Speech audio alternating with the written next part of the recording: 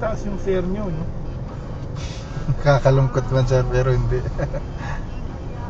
Pinospon niya ano eh, BBM? BBM. Okay. Lugi na nga kayo, mahal naman. Sabihin mo ngayon eh.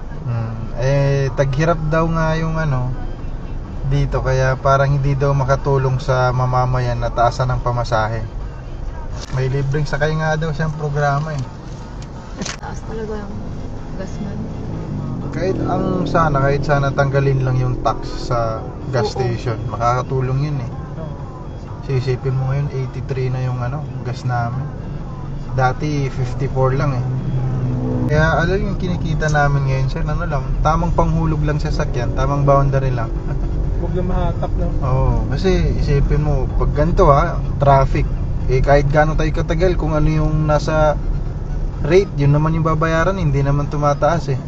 Hindi katulad sa taxi na habang tumatagal yung biyahe, tumatakbo yung metro. Pero sa mga TNVS na kagaya ko, wala, kahit ilang oras yung aabuti ng biyahe natin, ganun pa rin.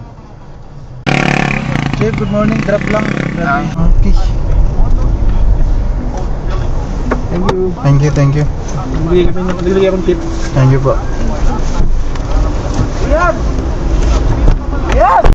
Thank you. Nagbigay ng tip si sir. Dito na sa apps natin. Salamat. May mga passenger talaga na nakakaramdam din ng pinagdadaanan natin. Thank you.